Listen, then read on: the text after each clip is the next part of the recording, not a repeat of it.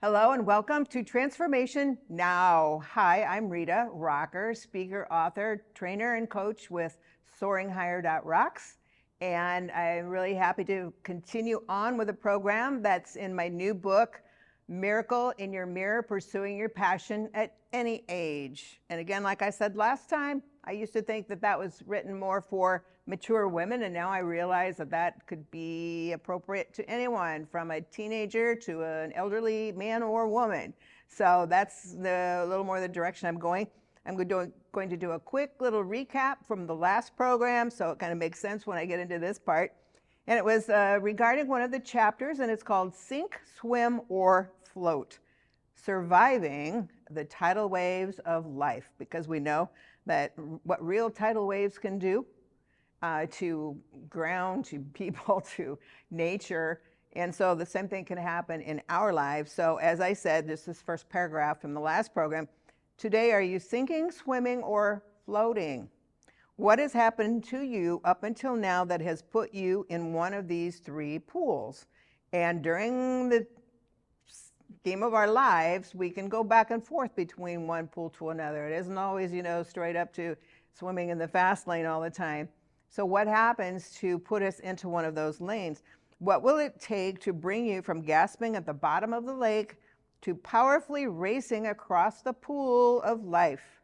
And we are all in a pool of life. Let us explore your transition from drowning in the sand pit of life to swimming for the gold. That's our desire. That's what God wants for us, and that's how He's equipped us. It's a time to mentally inflate your arms with strength. And how do we inflate a tire? By putting air in it. We have to inflate things that are blow-ups. We have to inflate our arms too, or our minds actually, for strength. And it takes a lot of work. Put fins of faith on your feet, and always go back to faith. For me, it's a lot of prayer and looking to God for all the things that I can't do myself. And then don the goggles of commitment to your vision. All right. So you think of goggles, you think of looking through those. What's our vision? What are we visualizing? Okay. We can visualize good. We can visualize not so good. What are we visualizing? It doesn't cost a thing to visualize positive things. Doesn't cost a thing. We can do it even when we get in bed and things are quiet. Anytime you can just really don the goggles of the faith, of commitment, of the vision that you want, the thing that makes you light up in life. Do that, and then catapult yourself over to the other side. You watch the hurdles in the Olympics. They're running, they're jumping. I mean, they're falling down, they're kicking things down, they're spraining their ankles, they're doing all kinds of things. But what do? They get back up, they keep going. And that's what we need to do too, is get back up and keep going. And so think about that, to that glistening pool of strength, dignity, power, and limitless hope. And one quick example that just came to my mind is when I was Mrs. Nebraska, and my husband died right after the Mrs. America pageant, and he passed away during my term. And so that was obviously very devastating. That whole year was extremely painful. And so 2 months after he passed, I was still the current Mrs. Nebraska, and I spoke at a large Christian women's conference. And there were 3 ladies that came up to me after, and they said, "Oh, your message wasn't at all what we were expecting." And I said, "Well, what were you expecting?" And they said, "Oh, we thought you were going to talk a lot about the pageant, and, your experience." Well, my experiences were pretty tough anyway. And I said, "No, that's not what I'm called to do." I said, what I am called to do is when people fall down, when they get hurt, you get back up, you dust your knees off, and you get back in the race. And so that's kind of like that divine race. No matter how many times you get knocked down, you get back up. Sure, you can go through a time of grieving, which is important during a loss. You go through those times, but don't let it be constructive grieving, destructive grieving. It has to be constructive. Do things that are positive. If it's a loss, whether if it's a job, a person, a home, I've seen people whose houses burned up. Okay, they lost everything. We can't stay down there, though. We have to go forward and move forward. And so just really think about that when you're going into that pool that will build up your dignity. when I would really lay everything open as far as my past, that could kill my dignity. But no, can't do that, because who are we now? What have we been through? What have we conquered? Where are we going? And so just limitless hope in the visualizing. So I talked a little bit about visualizing those good things that don't cost a thing to visualize. They don't. And so think about that. And then one of the quotes from last time was, if you feel like a fish out of water, stop. Change directions. Find a new river to swim in. Be who you were designed to be. Don't deny yourself. Develop yourself. And so again, think about that. Find a new river, whether it's a new job, relationships, new things you can do to better your health, whatever the case may be. Move to a different city, whatever it is. Find a new river to swim in, and we can do that. People who are grossly handicapped, playing a violin with one arm and the other one doesn't even have a room for a prosthetic, driving with your feet, swimming with no arms or legs. I've seen so many stories, and it's like, okay, so there's a particular design for each one of us. And so don't deny yourself the opportunity to pursue your passion at any age. Go for it. And so the first one I talked about was sinking to the bottom of the pool of failure. And so a lot of times we do feel like we've sank down to the bottom and we don't know where to go from here. And I talked about just the things that you want to be careful of and not attract more of the same. So you can catch that on the previous program. And so now, again, I'll go from there. I had talked about how things that happen to us can literally affect the cells of our body neurologically with cancers that are debilitating. And so literally, we have to let go of those things and move forward and think of constructive things to do and think. And so I called that your no-fly zone, where it's like, these thoughts keep trying to shoot into your head, the negativity, the hard things, the bad things. It's like, hey, no, this is a no-fly zone, no-fly zone. I don't accept theirs anymore. And then you start flipping your thoughts into things that are very, very positive. And again, I mentioned somatics, and I'm only going to say that's a study where your central nervous system and how things that happen to you can affect your brain, can cause all kinds of subconscious thoughts in the back of your brain to still be there and cause you to do and feel and say certain things. It needs to get booted out. And so you can check that out. Listen to somatics. Like I mentioned too, listen to programs on YouTube called Stoics. You will learn a lot about what's appropriate, what's acceptable, what's not acceptable, in going forward successfully in life. And so I totally encourage you to do those. So to start up this time, if you're floundering below water, reflect back at your life to carefully determine when the heaviness or defeating behavior began to pull you under. It could be when you were born. It could be maybe everything was just ducky, just fine until you were 20 years old or something like that. Everybody's life is different. And so when did something start pulling you under? With me, it was 5 years old. Doesn't matter, and so was it a parent, a teacher, or some significant person, something they said or did to you? So I had shared before, so I'm not going to go into it, when I was 5 and I, from then on, felt like I was totally worthless and of no value. Well, then when I got in 2nd grade, I remember the teacher had, the different kids get up and read a math problem. It was math. I've hated math ever since, to be honest. But for some reason, the word add, A-D-D, add, I said and she said that's not correct. I read it again as and. I don't know why. I just did. I was 2nd grade. And so she kind of mocked me and made fun of me in front of the class because I was not pronouncing the word right. That planted in me a seed of I really didn't like math, and I still don't, but I value it now. So anyway, and then in 3rd grade, I remember I was very quiet, very shy. I was a good kid. I didn't cause any trouble. And my teacher, I still remember her name. I can still picture her face, although I don't remember what I had for breakfast, but yeah, I can still remember that. And she was kind of like very negative. She was like a little bit abusive. She talked down to me a lot. And I was like, wow, what did I do? And my dad, who really wasn't around much, but he was off at the time, even sat in the back of the class one time in school to see what was going on, and which was very different for that. But it was like, why are you treating me this way? And that killed my self-image, self-esteem, that I really didn't have any anyway. But that made it even worse, thinking that I was stupid. And so then we had the National Scholastic Aptitude tests in 3rd grade, and I scored 97 out of 100% nationally. And I went, oh, okay, I guess I'm a lot smarter than I thought I was. And so then she started treating me like everybody else, and she treated me a lot better when she realized I wasn't an idiot.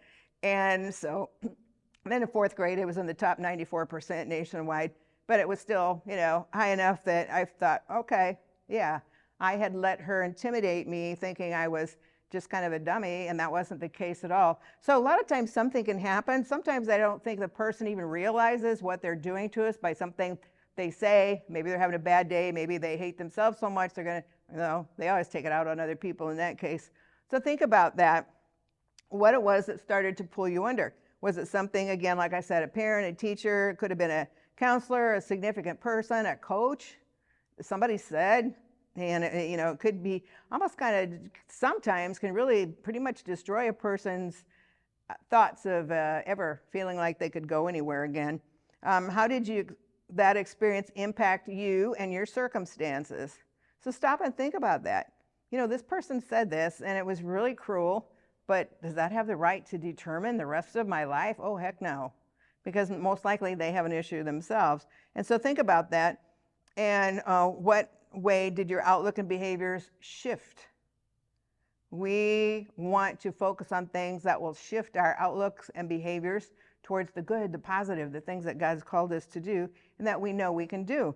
So did you take the words to action, to heart, and take action on them or not?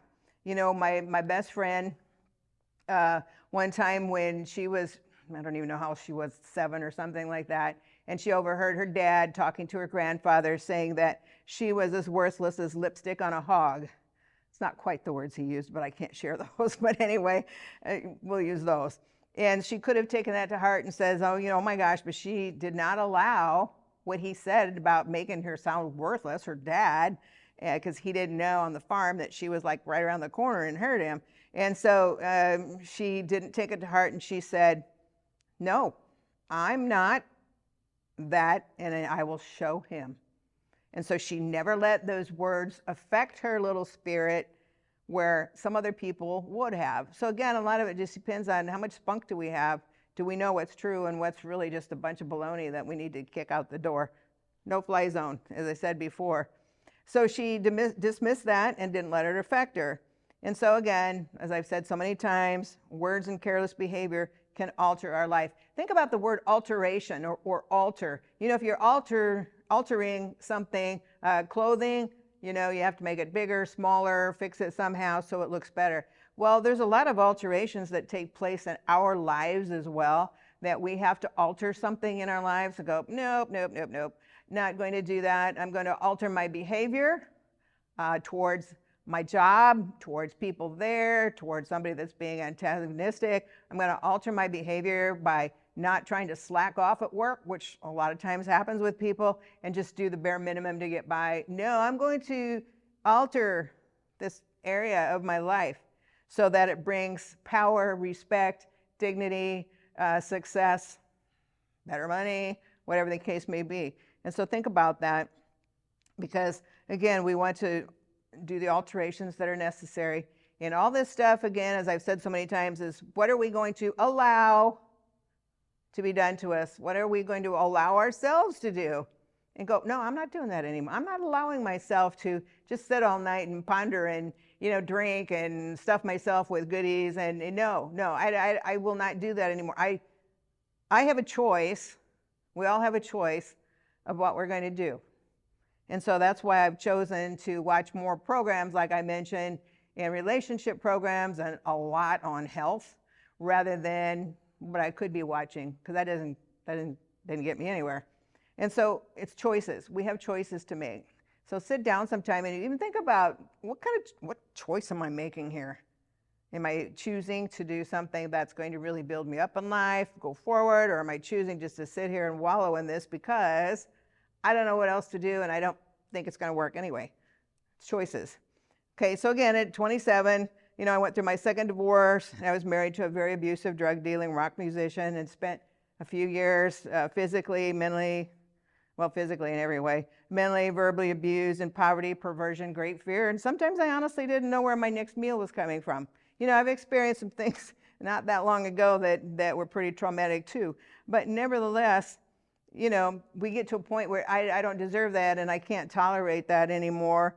And you pull yourself out of that. You search for people who aren't in that category, who aren't in that lifestyle, and you pray for and you search for people who will have your back in a good way. They will have the kindness, the sensitivity. I found that for me, I found that in church, you know, where people were there and loving, kind, you know, that can help you heal if that's what you need, help lead you to a new job, help lead you to new skills, you know, cooking skills, financial money management skills, things like that. So again, what is it that you're choosing to do there?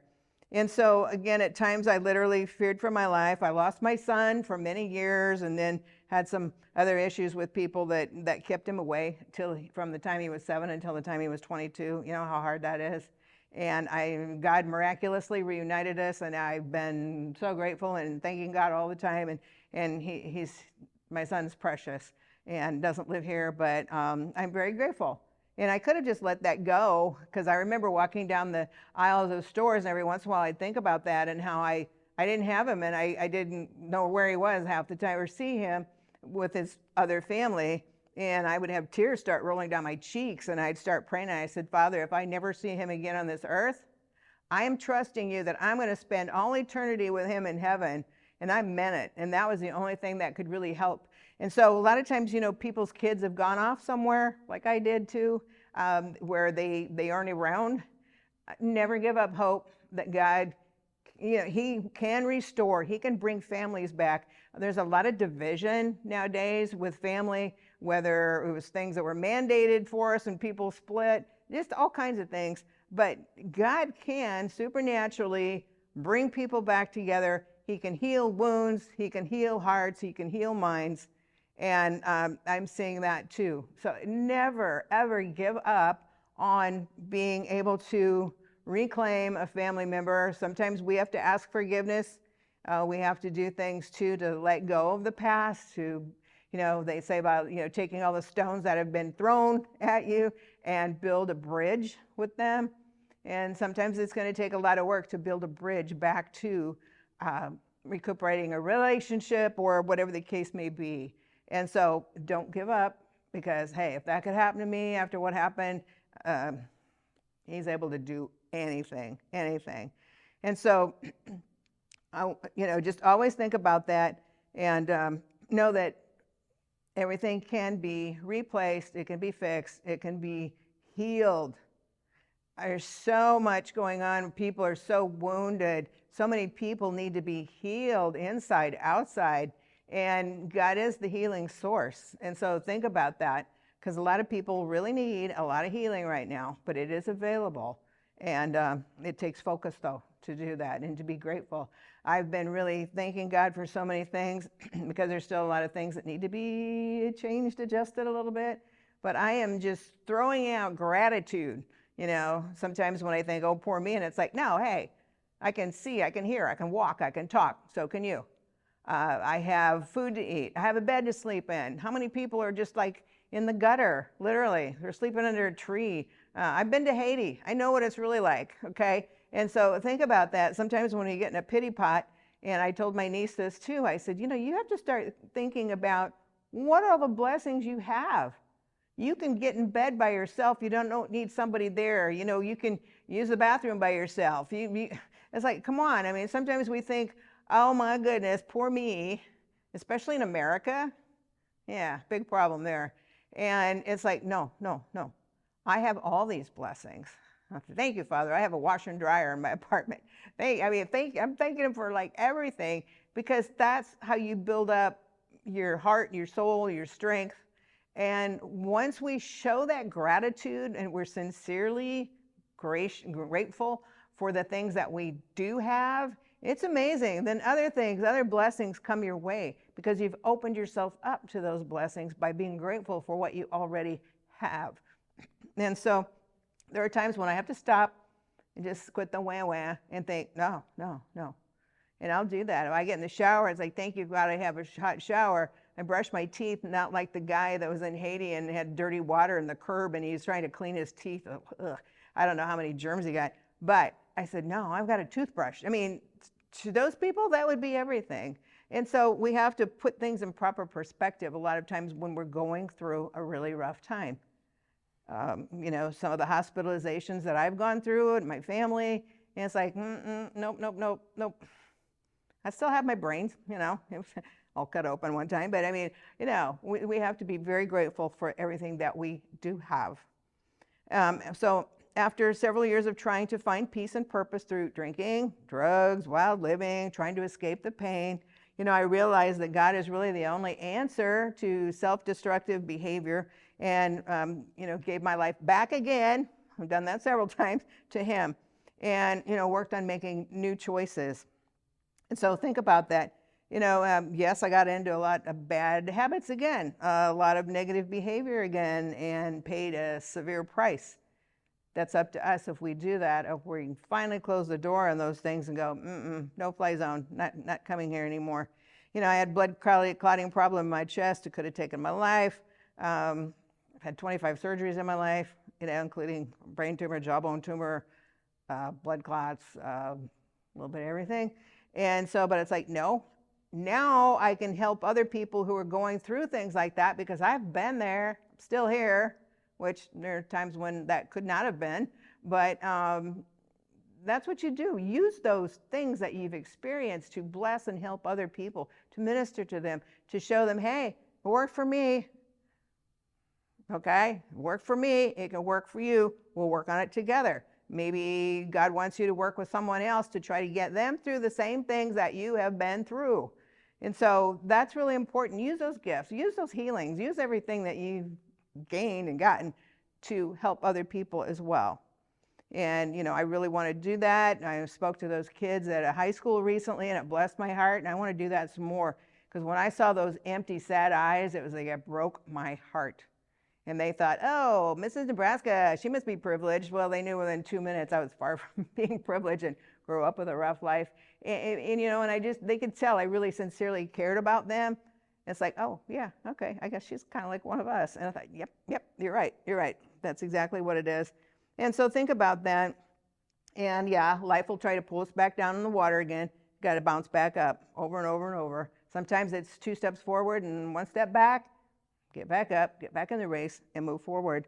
So always think about that. You know, dealt with my dad's heart attack and triple bypass, my mom's cancer, her leg was amputated, just all kinds of things and all the surgeries I went through. But it's kind of like that dreadful self-image would come up sometimes as like, get your claws out of me, buzz off, go away. I don't accept you anymore.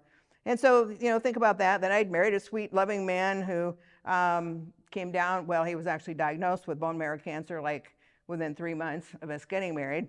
And it was horrible. And that went into remission. And that's the time I competed and won Mrs. Nebraska. But then it was awful the rest of the time. And so, again, what do? We got to get back up, you know. But we stay there and we support those that we love. We don't run off. Because I've seen cases where, okay, this comes to my mind, so I'll share it. And it was when I was at City of Faith Hospital with him down in Tulsa when they used to have the prayer ministry for the patients and stuff. And I met a lady who had been Mrs. Hawaii, well, 3rd runner-up to Mrs. Hawaii the year before. And she had breast cancer and she was down there with her mother. And so she shared with me that right before she was rolled into surgery to get her double mastectomy, her husband came in, presented her divorce papers right there to sign before she went into surgery. And I'm like, what? And so, you know, there again, people, like, we need to be there to help people, not to hurt people. And, you know, I've been a caregiver a few times and it's the best thing in the world. It's the toughest thing in the world, but it's also the best thing in the world. So you want to think about that as well, too. And just to continue to go on, this too shall pass. And that's one of the things that I remember when we were down in City of Faith Hospital, and we were there for 6 weeks. I didn't have the money to go get a hotel room, nor did I have a car. And so I literally had to live in his room, except for a few times when he went to ICU, and maybe I slept, on a chair out in the hallway or something. There were three nights, I think, that I stayed at a gal's house that I knew who used to be in Omaha. But the rest of the time, no. And it was like, and I thought, God, did you desert me? Did you leave me? Wow, whoa, I don't get this. And the words that kept coming to me, this too shall pass. And the best advice anyone who's even considering suicide or something like that would be, this too shall pass. This person might have left me. This thing might have devastated me. However, this is not the rest of my life. This is not who I am. This is not going to control my life. This too shall pass. And as you look back then on your life in the past, I see a lot of things were pretty traumatic. They passed. And so it's about our choices, our decisions. And so I would tell anyone who's down and out to the point where they don't want to live anymore, because I've been there, I understand it. No, this too shall pass. I can move out of this, I can move forward, and I can do what God's called me to do. He's equipped me to do it. And so think about that too. It's very, very important to do that. So I leave you with that, and I will continue on the Sink, Swim, and Float program on my next program. And again, if you have any questions, you can see from the information here my books, and also getting a hold of me at Rita at soaringhigher.rocks. So I wish you all the blessings in the world. See you soon.